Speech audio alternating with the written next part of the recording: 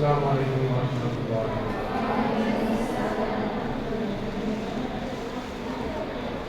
الحمد لله نحمده ونستعينه ونستغفره ونؤمن به ونتوكل عليه ونعوذ بالله من شرور أنفسنا ومن سيئات أعمالنا من يهده الله فلا مضل له ومن يضلله فلا هادي له. نشهد أن لا إله إلا الله شهادة تكون للنجاة وسيلة ولرفع الدرجات كفيلة. نشهد أن سيدنا محمدا عبده ورسوله أرسله بدين الهدى ودين الحق ليظهره على الدين كله ولو كره المشركون. رب اشرح لي صدري ويسر لي أمري واحلل عقدة من لساني يفقهوا قولي وما توفيقي إلا بالله عليه توكلت وإليه أنيب. ബഹുമാന ആദരവുകൾ നിറഞ്ഞ പ്രിയ വിദ്യാർത്ഥികളെ, അല്ലാഹു സുബ്ഹാനഹു വ തആല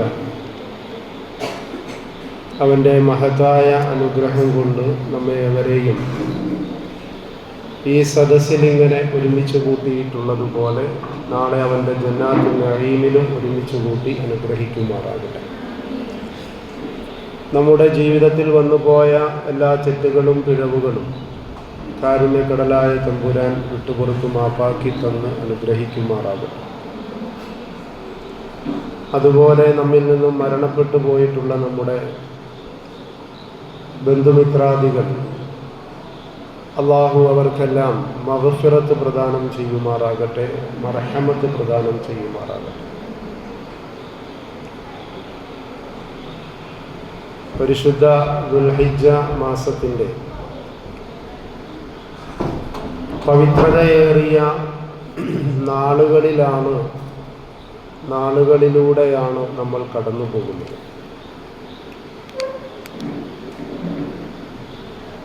ദുൽഹിജ്ജ മാസം, അതിൻ്റെ പകലുകൾ പരിശുദ്ധ റമദാൻ മാസത്തിൻ്റെ അവസാന 10 ദിവസത്തെ പകലുകളേക്കാൾ ശ്രേഷ്ഠമാണ് എന്ന് പണ്ഡിതന്മാർ പറഞ്ഞു തരുന്നു.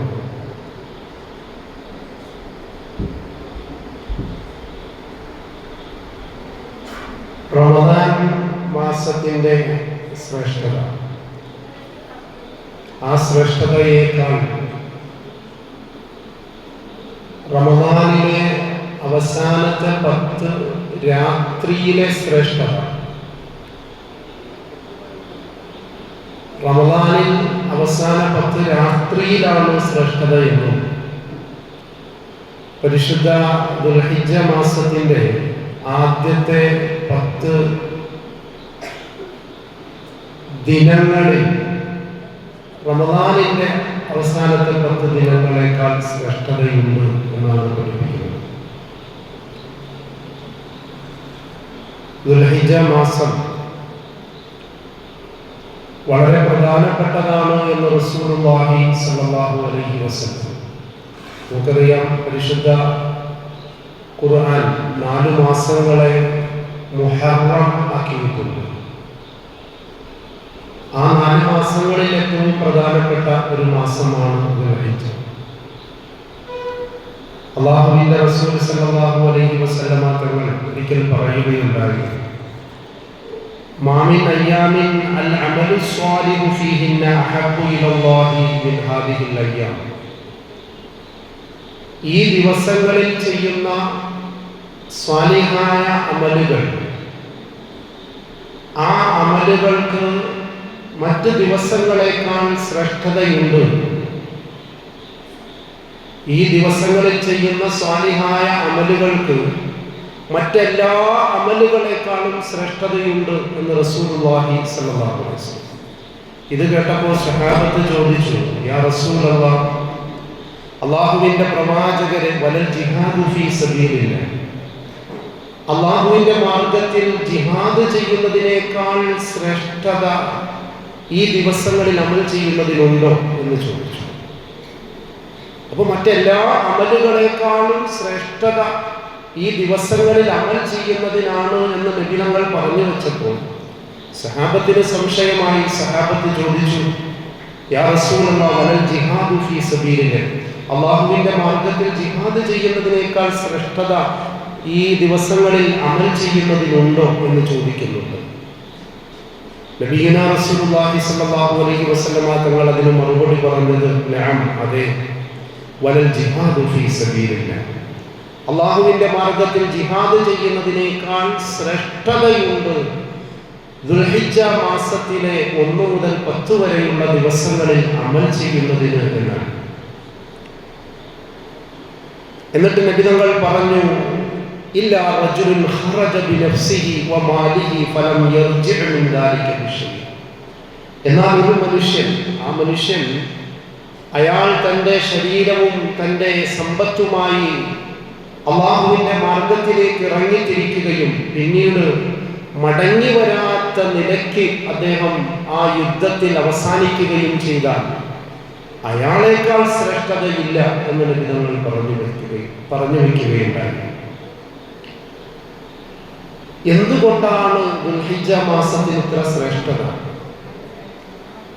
ഈ ദുൽഹിജ്ജ മാസത്തിൽ ഇത്ര ശ്രേഷ്ഠത എന്തുകൊണ്ട് എന്ന ചോദ്യത്തിന് മഹാനായ ഇബ്നു ഹജർ അൽ അസ്ഖലാനി റഹിമഹുല്ലാഹ് പറയുന്നുണ്ട്,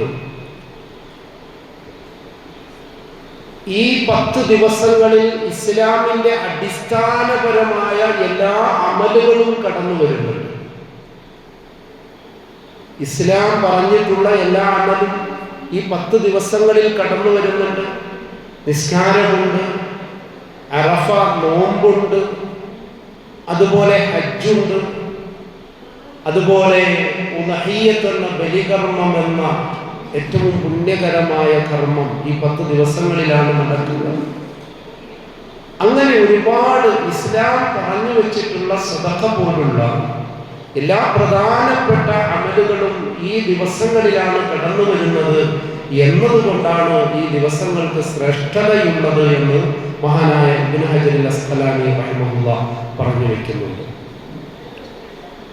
എന്ന് മാത്രമല്ല, നമുക്കറിയാം, നമ്മുടെയൊക്കെ നാടുകളിൽ നിന്ന് ഹജ്ജിന് വേണ്ടി ലക്ഷക്കണക്കിന് ആളുകളാണ് അങ്ങ് മക്കയിലേക്ക് പോയിട്ടുള്ളത്.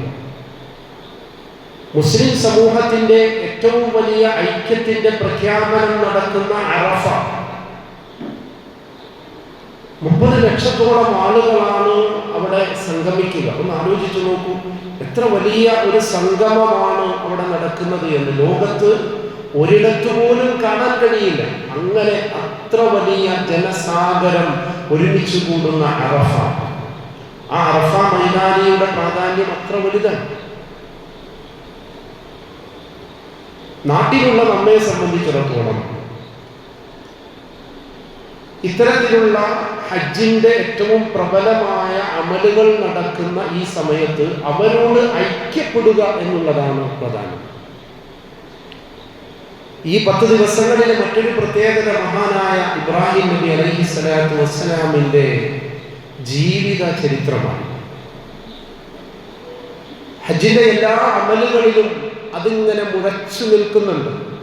മഹാനായ ഇബ്രാഹിം നബി അലൈഹിസ്സലാത്തു വസ്സലാമിന്റെ ജീവിത ചരിത്രത്തെ അല്ലാഹു തആല ഒന്നുകൂടെ ആവർത്തിക്കുകയാണ് ഹജ്ജിലൂടെ. നമുക്കറിയാം, നബിതങ്ങൾ വളരെ കൃത്യമായി പറഞ്ഞിട്ടുണ്ട്, എൻ്റെ പിതാവായ മഹാനായ ഇബ്രാഹിം നബി അലൈഹിസ്സലാത്തു വസ്സലാമിന്റെ ദുആയാണ് ഞാനിവിടെ വരാൻ കാരണമെന്ന് അല്ലാഹുവിൻ്റെ റസൂൽ സല്ലല്ലാഹു അലൈഹി വസല്ലമ തങ്ങൾ പറഞ്ഞിട്ടുണ്ട്.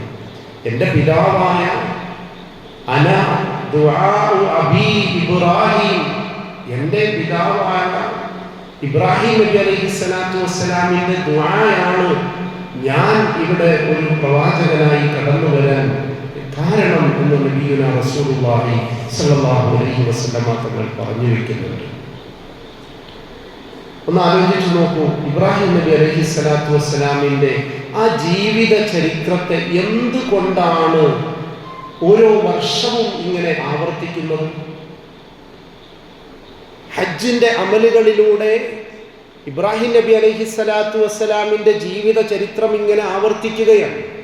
ഓരോ വർഷങ്ങളിലായി അതിങ്ങനെ ആവർത്തിക്കുകയാണ്. പരിശുദ്ധ ഖുർആൻ പറയുന്നുണ്ട്, ഇന്ന ഇബ്രാഹീമ കാന ഉമ്മത്തൻ. ഇബ്രാഹിം നബി അലൈഹിസ്സലാത്തു വസ്സലാമിനെ കുറിച്ച് പരിശുദ്ധ ഖുർആൻ ഏറ്റവും വലിയ ഒരു പ്രഖ്യാപനം നടത്തുകയുണ്ടായി. ഇന്ന ഇബ്രാഹീമ കാന ഉമ്മത്തൻ. ഇബ്രാഹിം ഒരു വ്യക്തിയാണ്. ആ വ്യക്തിയെ കുറിച്ച് പരിശുദ്ധ ഖുർആൻ പറഞ്ഞത് ഇന്ന ഇബ്രാഹീമ കാന ഉമ്മത്തൻ. ഇബ്രാഹിം ഒരു സമുദായമാണ്. ഇബ്രാഹിം ഒരു സമുദായമാണ് എന്ന് ഖുർആൻ അങ്ങനെ കൃത്യമായി അടിവരയിട്ട് പറയുകയാണ്. എന്നിട്ട് പറഞ്ഞു, ഖാനിതൻ ലില്ലാഹ്, അല്ലാഹുവിനെ അനുസരിച്ചവനാണ്, ഹനീഫൻ, ഋജുമാനസനായി, മറ്റൊന്നിലേക്കും തിരിയാതെ, മറ്റൊരു വിശ്വാസത്തിലേക്കോ മറ്റൊരു സംഘടനയിലേക്കോ മറ്റ് മനുഷ്യന്മാരുടെ അഭിവാഞ്ചയിലേക്കോ തിരിഞ്ഞു പോകാതെ ഹനീഫനായി ഏകലക്ഷ്യവുമായിട്ട്, അള്ളാഹു എന്ന ഏകലക്ഷ്യവുമായിട്ട് ഈ ഭൂമിയിൽ ജീവിച്ചയാളാണ് മഹാനായ ഇബ്രാഹിം നബി അലൈഹിസ്സലാത്തു വസ്സലാം. ഇബ്രാഹിം നബി അലൈഹിസ്സലാത്തു വസ്സലാമിന്റെ ജീവിത ചരിത്രം അത് നമ്മളിങ്ങനെ അയവിറക്കണം. ഓരോ വർഷം കഴിയുന്തോറും അതിൻ്റെ പ്രാധാന്യം ഇങ്ങനെ കൂടിക്കൊണ്ടിരിക്കുകയാണ്. ഇബ്രാഹിം നബി അലൈഹിസ്സലാത്തു വസ്സലാമിന്റെ ജീവിത ചരിത്രം പ്രതീക്ഷയുടേതാണ്. പ്രതീക്ഷ എപ്പോഴാണ് വേണ്ടത്? നമ്മളെല്ലാം പരാജയപ്പെട്ടു പോകുമോ എന്നുള്ളിടത്താണ് പ്രതീക്ഷയുടെ പ്രാധാന്യമുള്ളത്. അല്ലാതെ ജയിക്കുമെന്നുള്ള സ്ഥലത്ത് പ്രതീക്ഷയുടെ പ്രാധാന്യമില്ലല്ലോ. ഞാൻ ജയിക്കും എന്നുള്ളിടത്ത് എന്തിനാണ് പ്രതീക്ഷ? അവിടെ പ്രതീക്ഷ ആവശ്യമില്ല. പ്രതീക്ഷയുടെ പ്രാധാന്യമുള്ളത് പരാജയപ്പെട്ടു പോകുമോ എന്നുള്ള തോന്നലുള്ളിടത്താണ്. അത് എല്ലാ കാലഘട്ടത്തിലും മുസ്ലിം സമൂഹത്തിൽ ഇങ്ങനെ കടന്നു വരുന്ന ഒരു പ്രതിഭാസമാണ്. എല്ലാ വർഷങ്ങളിലും ഉണ്ടാകും ഓരോ വിഷയങ്ങൾ, ഓരോ ഇഷ്യൂസ് മുസ്ലിം സമൂഹത്തിൻ്റെ മേൽ. അവിടെയെല്ലാം മഹാനായ ഇബ്രാഹിം നബി അലൈഹിസ്സലാത്തു വസ്സലാമിന്റെ പ്രതീക്ഷയുടെ പാഠങ്ങൾ പഠിക്കണം. മഹാനായ ഇബ്രാഹിം നബി അലൈഹിസ്സലാത്തു വസ്സലാം എല്ലാവരും എതിർത്തു, വാപ്പയടക്കം എതിർത്തു. സ്വന്തം വാപ്പയടക്കം ഇബ്രാഹിം നബി അലൈഹിസ്സലാത്തു വസ്സലാമിന്റെ വാദത്തിനെതിരായി നമ്രൂദ് എന്ന രാജാവ് മഹാനായ ഇബ്രാഹിം നബി അലൈഹിസ്സലാത്തു വസ്സലാമിനെ പിടികൂടി. ഇബ്രാഹിമിനോട് നമ്രൂദ് സംസാരിക്കുന്നുണ്ട് നിന്റെ ഇലാഹിനെ കുറിച്ച്. അങ്ങനെ നമ്രൂദ് ഇബ്രാഹിം അലൈഹിസ്സലാത്തു വസ്സലാമിനെ പിടികൂടിക്കൊണ്ട് ഇബ്രാഹിമിനെ കത്തിക്കാൻ തീരുമാനമായി. ഇവനെ ഇനി വച്ചിരിക്കാൻ കഴിയില്ല. മഹാനായ ഇബ്രാഹിം നബി അലൈഹിസ്സലാത്തു വസ്സലാമിനെ വലിയൊരു തീക്കുണ്ടാരമുണ്ടാക്കി അതിലേക്ക് എറിയാൻ മഹാനായ ഇബ്രാഹിം നബി അലൈഹിസ്സലാത്തു വസ്സലാമിനെ അങ്ങനെ വധിക്കാൻ തീരുമാനമായി. അത്ര വലിയ തീക്കുണ്ടാരമുണ്ടാക്കി എന്ന് ചരിത്രം രേഖപ്പെടുത്തുകയാണ്. ഇബ്രാഹിം നബി അലൈഹിസ്സലാത്തു വസ്സലാമിനെ ആ തീക്കുണ്ടാരത്തിലേക്ക് വലിച്ചെറിഞ്ഞത് തെറ്റാടി കൊണ്ടായിരുന്നു എന്നാണ്. അടുത്തേക്ക് പോകാൻ കഴിയില്ല. മുകളിലൂടെ പറന്നുപോയ പക്ഷികളുടെ തൂവൽ പോലും കരിഞ്ഞുകൊണ്ട് ആ തീയിലേക്ക് വീണിരുന്നു എന്ന്. എല്ലാ നാട്ടുകാരും ഒരു നേർച്ചയെന്നോണം ആ തീയിലേക്ക് വിറക് ശേഖരിച്ചു എന്നാണ്.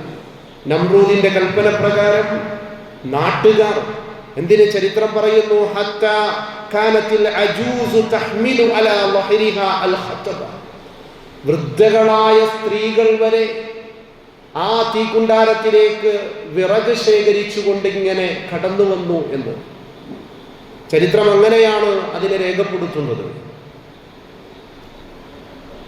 അങ്ങനെ അത്ര വലിയ തീക്കുണ്ടാരമുണ്ടാക്കി മഹാനായ ഇബ്രാഹിം നബി അലൈഹിസ്സലാത്തു വസ്സലാമിനെ ഇങ്ങനെ മുന്നിൽ കൊണ്ടുപോയി നിർത്തുകയാണ്.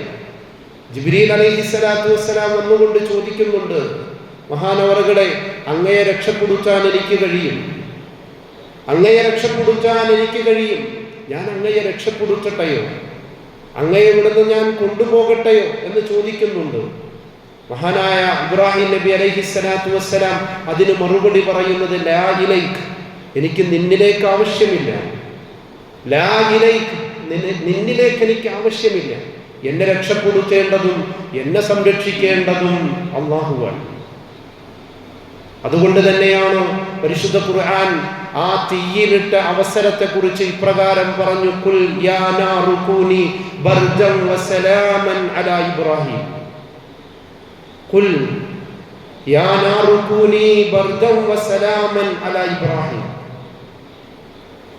അല്ലാഹു തആല പറഞ്ഞു അത്രേ, ഓ തീയെ, നീ ഇബ്രാഹിമിന്റെ മേൽ തണുപ്പും രക്ഷയുമായി മാറണം എന്ന്.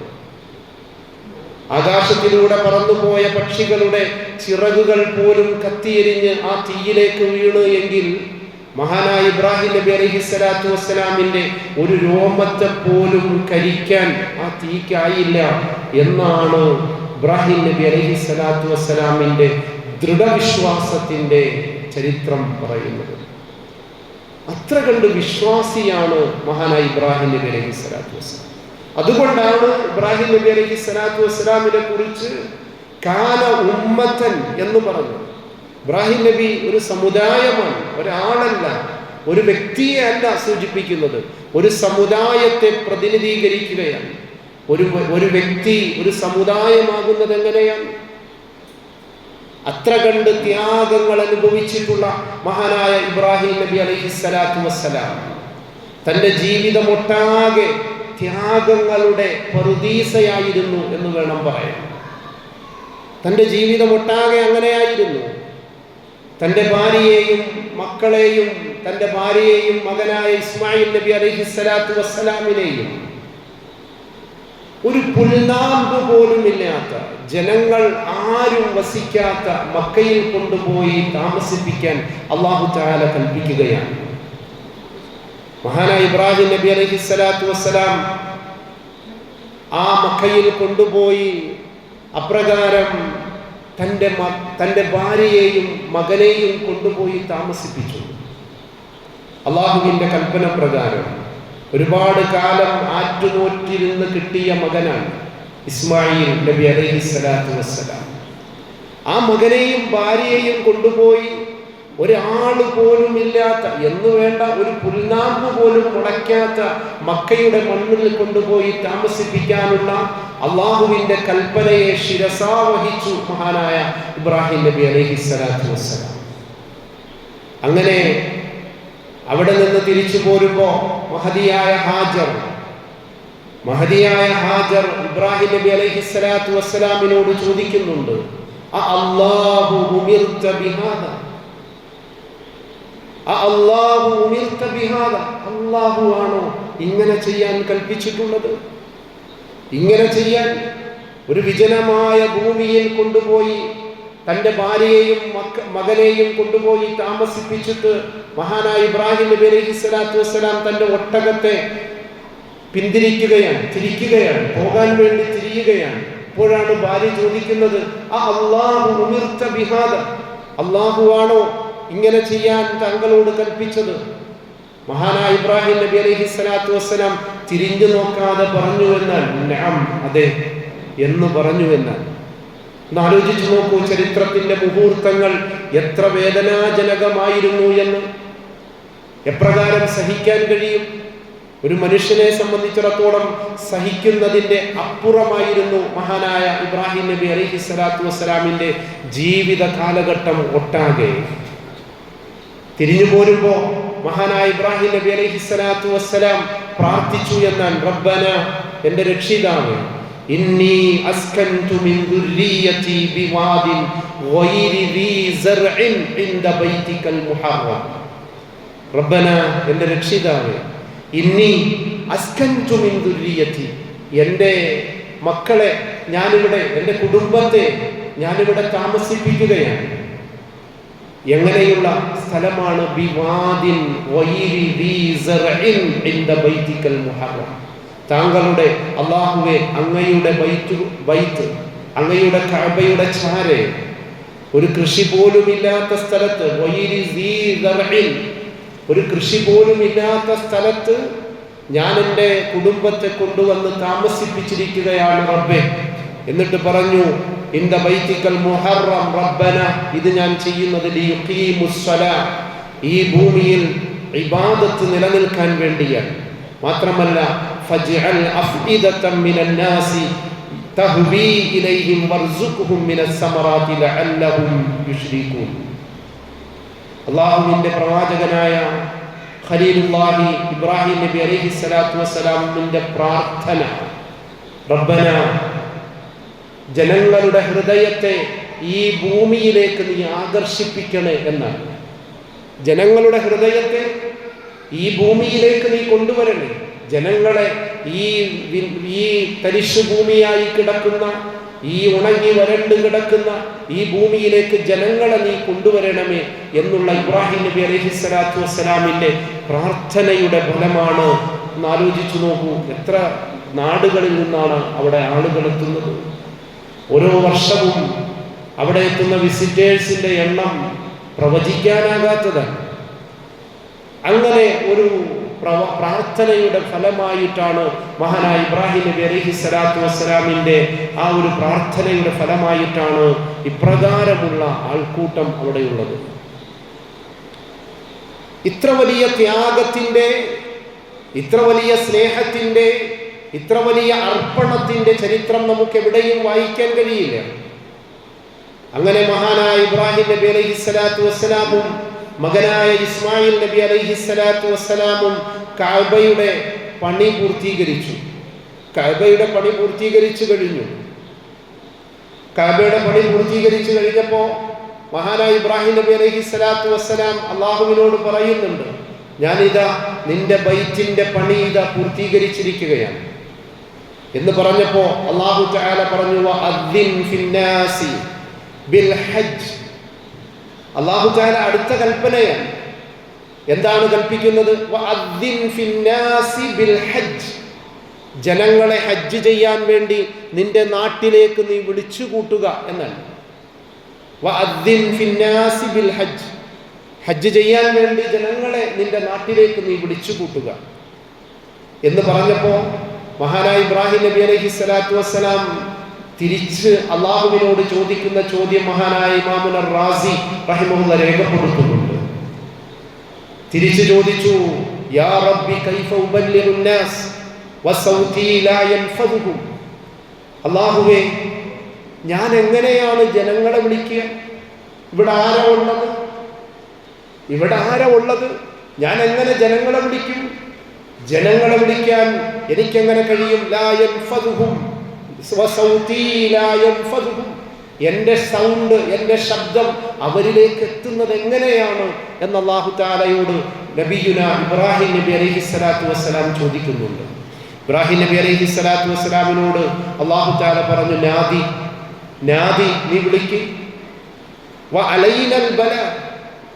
ഞാനാണ് ജനങ്ങളിലേക്ക് നിന്റെ ശബ്ദത്തെ എത്തിക്കുക.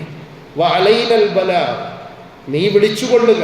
വഅലൈനൽ ബലാ, ഞാനാണ് ജനങ്ങളെ നിന്നിലേക്ക് എത്തിക്കുക. നിന്റെ വിളി, ആ ശബ്ദം ജനങ്ങളിലേക്ക് എത്തിക്കുന്നവൻ ഞാനാണ്, നീ വിളിച്ചുകൊള്ളുക എന്ന് പറഞ്ഞിട്ട് ഖുർആൻ അതിന് മറുപടിയായി പറഞ്ഞു, യഅതൂക റിജാലൻ. യഅതൂക റിജാലൻ, ഖുർആൻ പറയുകയാണ്, യഅതൂക റിജാലൻ, നീ ജനങ്ങളെ വിളിച്ചോ. അങ്ങനെ ജനങ്ങളെ നീ വിളിച്ചു കഴിഞ്ഞാൽ അവർ നടന്നുകൊണ്ട് നിന്റെ അടുക്കലേക്ക് വരും. യഅ്തൂക റിജാലൻ വഅലാ കുല്ലി ളാമിരിൻ യഅതീന മിൻ കുല്ലി ഫജ്ജിൻ അമീഖ്. ഖുർആന്റെ പ്രയോഗം അതാണ്. വഅലാ കുല്ലി ളാമിരിൻ, മെലിഞ്ഞുണങ്ങിയ ഒട്ടകത്തിന്റെ പുറത്ത് കയറിയിട്ടാണെങ്കിലും, മെലിഞ്ഞുണങ്ങിയ ഒട്ടകത്തിന്റെ അലാ കുല്ലി ളാമിരിൻ, മെലിഞ്ഞുണങ്ങിയ ഒട്ടകത്തിന്റെ പുറത്ത് കയറിയിട്ടാണെങ്കിലും നിന്റെ അടുക്കലേക്ക് അവർ കടന്നു വരും. എന്ന് മാത്രമല്ല, മിൻ കുല്ലി ഫജ്ജിൻ അമീഖ്, എങ്ങനെയുള്ള പ്രദേശങ്ങളാണ്? ഉൾനാടുകളായ പ്രദേശങ്ങളിൽ നിന്ന്, മലമ്പാതകൾ നിറഞ്ഞ ഉൾഗ്രാമങ്ങളിൽ നിന്ന് പോലും നിന്റെ അടുക്കലേക്ക് ജനങ്ങൾ കടന്നു വരുമെന്ന് പരിശുദ്ധ ഖുർആൻ. ആ ഖുർആനിന്റെ പ്രഖ്യാപനമല്ലേ ഇന്നിങ്ങനെ നടക്കുന്നത് എന്ന് ചിന്തിച്ചു നോക്കൂ. ഖുർആനിന്റെ പ്രഖ്യാപനമാണ്.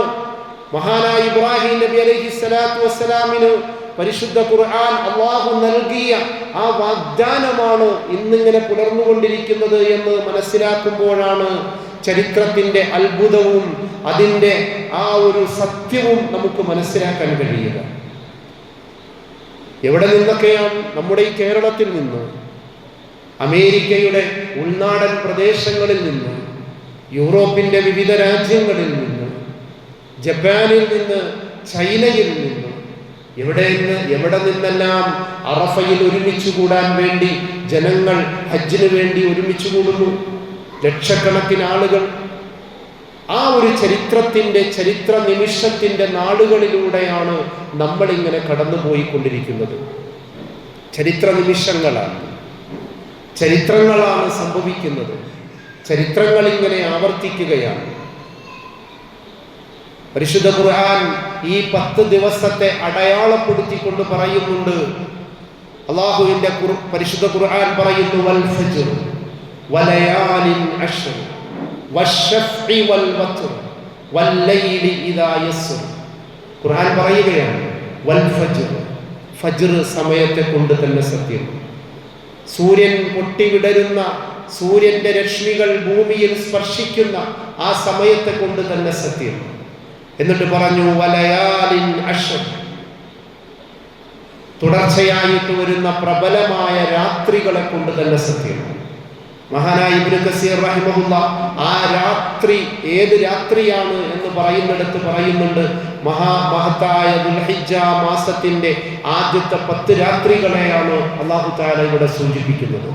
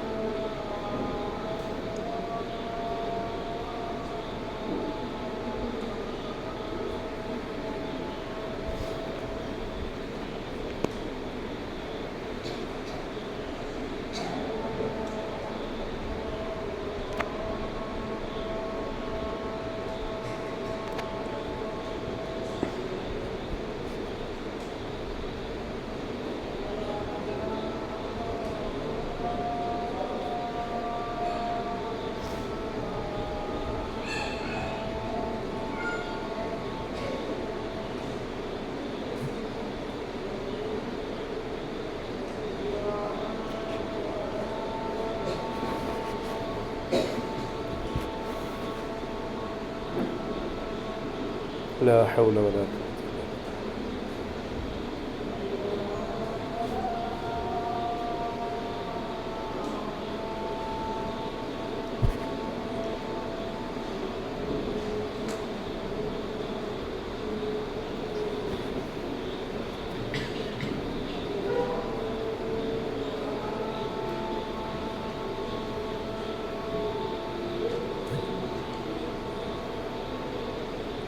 لا حول ولا قوة.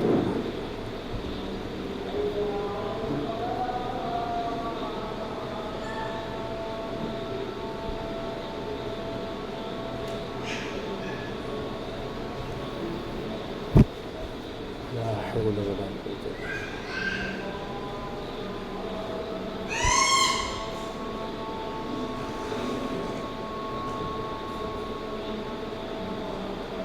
الله أكبر.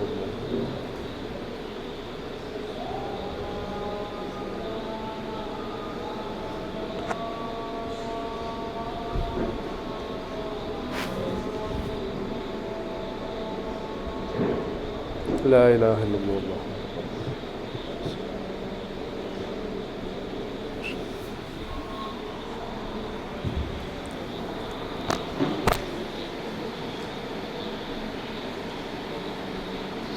സൂറത്തുൽ ഫജ്റിലൂടെ അല്ലാഹു തആല പറഞ്ഞു വയ്ക്കുന്ന കാര്യം വൽ ഫജ്ർ വലയാലിൻ അശ്ർ, തുടർച്ചയായിട്ട് വരുന്ന 10 രാത്രികളെ കൊണ്ട് തന്നെ സത്യം.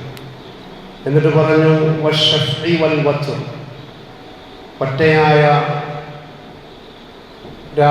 ഒറ്റയായ ദിവസം, അതായത് അത് അറഫാ ദിനമാണ് എന്ന് പറയുന്നു. 9 ദുൽഹിജ്ജ 9-ന്റെ അന്ന്. വശഫ്ഇ വൽ വത്ർ, ഒറ്റയായ ദിവസവും ഇരട്ടയായ ദിവസത്തെ കൊണ്ട് തന്നെ സത്യം. വല്ലൈലി ഇദാ യസ്ർ, രാത്രി അതിങ്ങനെ കടന്നു പോകുന്ന സഞ്ചരിക്കുന്ന രാത്രി പകലുകൾ, അവയെ കൊണ്ട് തന്നെ സത്യം. ഹൽ ഫീ ദാലിക ഖസമുൽ ലിദീ ഹിജ്ർ. ഇതെല്ലാം പോരെ ഒരു ബുദ്ധിയുള്ള മനുഷ്യന് സത്യം ചെയ്ത് പറയുന്ന വിഷയത്തിൽ ഈ കാര്യങ്ങളെല്ലാം പോരെ എന്ന് അല്ലാഹു തആല ചോദിക്കുകയാണ്. ഈ സത്യം ചെയ്തിട്ട് അല്ലാഹു തആല പറഞ്ഞ കാര്യം അലം തറ കൈഫ ഫഅല റബ്ബുക ബിആദ്, അലം തറ, നീ കണ്ടില്ലയോ, കൈഫ ഫഅല റബ്ബുക ബിആദ്, ആദ് ഗോത്രത്തെ കൊണ്ട് നിന്റെ റബ്ബ് എന്താണ് ചെയ്തത് എന്ന് നീ കണ്ടില്ലയോ. ആദ് സമൂഹം ഇറമദാത്തിൽ ഇമാദ്, ആദ് സമൂഹം എന്ന് പറഞ്ഞാൽ ഇറം ഗോത്രത്തിൽപ്പെട്ട ഒരു സമൂഹമാണ്. ഇറം എന്ന സ്ഥലത്തുള്ള ഒരു ഗോത്രം. അല്ലതീ ലം യുഖ്ലഖ് മിസ്ലുഹാ ഫിൽ ബിലാദ്, ആദ് ഗോത്രത്തെ പോലെ ഒരു സമൂഹത്തെ, ഒരു മനുഷ്യ സമൂഹത്തെ അല്ലാഹു തആല സൃഷ്ടിച്ചിട്ടില്ല. അങ്ങനെ ഒരു സമൂഹത്തെ അത്ര വലിയ അജാന ബാഹുക്കളായി, അത്ര വലിയ ശരീരഘടനയോടുകൂടെ ഒരു സമൂഹത്തെ അല്ലാഹു തആല സൃഷ്ടിച്ചിട്ടില്ല. ആ സമൂഹത്തെ കൊണ്ട് എന്താണ് ചെയ്തത്? ആ സമൂഹം അക്രമത്തിലേക്കും അനീതിയിലേക്കും നീങ്ങിക്കഴിഞ്ഞപ്പോൾ നിന്റെ റബ്ബ് എന്ത് ആ സമൂഹത്തെ ചെയ്തു എന്ന കാര്യം നീ കണ്ടില്ലയോ എന്നാണ് അല്ലാഹു തആല ചോദിക്കുകയാണ്. അവരെയെല്ലാം നശിപ്പിച്ചു കളഞ്ഞിട്ടുണ്ട്. ആദ് സമൂഹത്തെ നശിപ്പിച്ചത്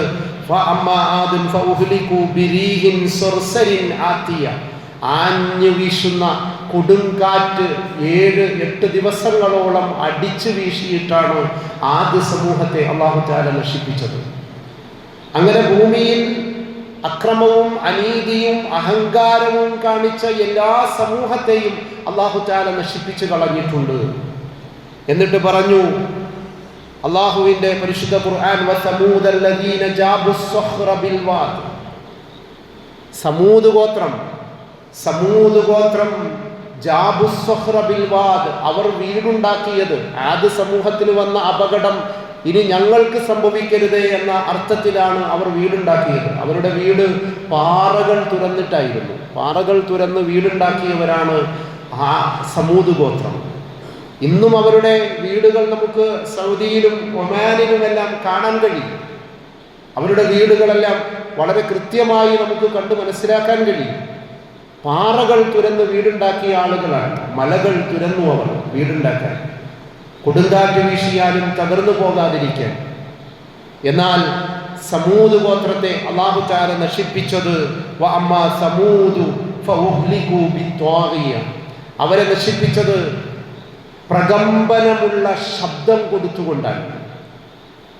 ഹൃദയത്തെ നശിപ്പിച്ചു കളയുന്ന രീതിയിൽ, ഹൃദയത്തിന് അറ്റാക്ക് ഉണ്ടാകുന്ന രീതിയിൽ പ്രകമ്പനമുള്ള ശബ്ദം അയച്ചുകൊണ്ടാണ് സമൂദ് ഗോത്രത്തെ നശിപ്പിച്ചത്. അത്ര വലിയ വീടുകൾ ഉണ്ടാക്കി കിടന്നുറങ്ങി വലിയ അട്ടഹാസം പോലുള്ള ശബ്ദം അവരിലേക്ക് അയക്കുകയും അള്ളാഹു അവരെ നശിപ്പിച്ചു കളയുകയും ചെയ്തു. ഇത് ചരിത്രമാണ്. ഇതുപോലെ ചരിത്രത്തിൽ ഒരുപാട് സമൂഹത്തെ അഹങ്കാരത്തിന്റെ തീക്ഷ്ണതയിലെത്തിയ ഒരുപാട് സമൂഹത്തെ അള്ളാഹു നശിപ്പിച്ചു കളഞ്ഞിട്ടുണ്ട്, പാടെ ഇല്ലാതാക്കി കളഞ്ഞിട്ടുണ്ട്. എന്നതുപോലെ ഈ ദുൽഹിജ്ജ മാസത്തിന്റെ ഈ ദിനങ്ങളിൽ നമുക്ക് ഓർക്കാൻ കഴിയുന്ന മറ്റൊരു കാര്യമാണ് ഈ തെരഞ്ഞെടുപ്പിന്റെ വിജയം. ഒന്ന് ആലോചിച്ചു നോക്കൂ. തെരഞ്ഞെടുപ്പിന്റെ റിസൾട്ട് എല്ലാം വരുന്നതിന് മുന്നേ നമ്മളെല്ലാം വിചാരിച്ചിരുന്നത് മോദി സർക്കാർ 400 സീറ്റിലധികമായിട്ട് പുതിയൊരു ഭരണം കാഴ്ചവെക്കും. അങ്ങനെ വന്നു കഴിഞ്ഞാൽ ഈ സമൂഹത്തിന് നിലനിൽപ്പില്ല എന്ന് മാത്രമല്ല, ഈ രാജ്യത്തിന്റെ ഭരണഘടനയെ തിരുത്തിക്കുറിക്കാൻ കഴിയുമാറ് അവർ മഹത്തായ ഒരു ഭൂരിപക്ഷം കൈവരിക്കും എന്നുള്ള ചിന്തയിലായിരുന്നു. പക്ഷേ അള്ളാഹുവിന്റെ തീരുമാനം മറ്റൊന്നാണ്. ഇപ്പോൾ ആ ഗവൺമെന്റിന് സ്വന്തമായി ഒരു തീരുമാനമെടുക്കാൻ കഴിയാത്ത നിലയ്ക്ക് അവരെ പരാജയപ്പെടുത്തിയിട്ടുണ്ട്. ഒന്ന് ആലോചിച്ചു നോക്കൂ, എത്ര വലിയ ആളുകളാണ്. ഇങ്ങനെ ഒരു പ്രസംഗം ഞാൻ പള്ളിയിൽ നടത്തിയപ്പോൾ എൻ്റെ റൂമിലേക്ക് വന്നിട്ട് ഒരു മനുഷ്യൻ പറഞ്ഞു, ഉസ്താദേ, അങ്ങനെയൊന്നും ഇനി സംഭവിക്കില്ല. കാരണം എല്ലാ രീതിയിലും ഇന്ന് രാജ്യം മാറിയിട്ടുണ്ട്. രാജ്യത്തിൻ്റെ കോടതികൾ പോലും BJPക്ക് അനുകൂലമായി വിധി പറയുന്ന ഒരു സിറ്റുവേഷനിലാണ്. ഇനി ഇങ്ങനെ ഒരു മാറ്റം ഉണ്ടാകില്ല, ഇനി പ്രതീക്ഷയില്ല എന്ന് പറഞ്ഞിടത്ത് നിന്ന് പ്രതീക്ഷയുടെ, ഒന്നാലോചിച്ച് നോക്കൂ, വലിയ പ്രതീക്ഷയാണ് ഇന്ന് മുസ്ലിം സമൂഹത്തിനുള്ളത്. ഏതൊരു പാർട്ടി ജയിക്കണമെന്ന് ഈ സമൂഹം വിചാരിച്ചുവോ ആ പാർട്ടി ജയിക്കുന്നതിൻ്റെ പടിവാതിലിൽ വരെ എത്തിയിട്ടുണ്ട്. അത്ര വലിയ വിജയം നൽകി അല്ലാഹു സുബ്ഹാനഹു വ തആല. ഇതുപോലെയുള്ള പ്രതീക്ഷയുടെ ആ ഉന്നതമായ ആ പ്രതീക്ഷയുടെ ആ നാളുകളാണ് നമുക്കുണ്ടാകേണ്ടത്. മഹാനായ ഇബ്രാഹിം നബി അലൈഹി സ്വലാത്തു വസ്സലാമിനെ പോലെ ആളിക്കത്തുന്ന തീനാളത്തിലേക്ക് എറിയാൻ നിൽക്കുമ്പോഴും മഹാനായ ഇബ്രാഹിം നബി അലൈഹി സ്വലാത്തു വസ്സലാമിന് പ്രതീക്ഷയാണ്. ആരിലുള്ള പ്രതീക്ഷ? സൃഷ്ടികളിലുള്ള പ്രതീക്ഷയല്ല, ഇവിടെയുള്ള ഭൗതിക സാഹചര്യങ്ങളിലുള്ള പ്രതീക്ഷയല്ല, മറിച്ച് ഏകയിലാഹായ അള്ളാഹുവിനുള്ള പ്രതീക്ഷയായിരുന്നു മഹാനായ ഇബ്രാഹിം നബി അലൈഹി സ്വലാത്തു വസ്സലാമിന്റെ സന്ദേശം. ആ ഒരു സന്ദേശം ഉൾക്കൊണ്ടുകൊണ്ട് നമുക്ക് മുന്നോട്ട് പോകാൻ കഴിയണം. അൽഹംദുലില്ലാഹ്, വളരെ പുണ്യമേറിയ നാളുകളാണ് ഈ ദിവസങ്ങൾ എന്ന് ഒന്നുകൂടെ ഓർമ്മപ്പെടുത്തുകയാണ്. സൂറത്തുൽ ഫജ്ർ ആവർത്തിച്ചോതാൻ സുന്നത്തായ ദിവസങ്ങളാണ്. അതുപോലെ സുന്നത്ത് നോമ്പുകൾ അനുഷ്ഠിക്കാൻ വളരെ പ്രാധാന്യമുള്ള ദിവസങ്ങളാണ് ഈ വരാൻ പോകുന്ന ഈ ദിവസങ്ങൾ, ഈ കടന്നു പോകുന്ന ദിവസങ്ങൾ എന്ന് മാത്രമല്ല, സുബ്ഹാനല്ലാഹി വൽഹംദുലില്ലാഹി വലാ ഇലാഹ ഇല്ലല്ലാഹു വല്ലാഹു അക്ബർ എന്നുള്ള ദിക്ർ ആവർത്തിച്ച് പറയേണ്ട, ആവർത്തിച്ച് ചൊല്ലേണ്ട ദിവസങ്ങൾ കൂടെയാണ് എന്ന് ഈ തരുണത്തിൽ ഓർമ്മപ്പെടുത്തുകയാണ്. അള്ളാഹു നമ്മുടെ എല്ലാ സൽക്കർമ്മങ്ങളെയും സ്വീകരിക്കുമാറാകട്ടെ. ഇൻഷാ അല്ലാഹ് ഇമാമത്തിന് എത്തേണ്ടതുള്ളതുകൊണ്ട് ഞാൻ തൽക്കാലം അവസാനിപ്പിക്കുകയാണ്.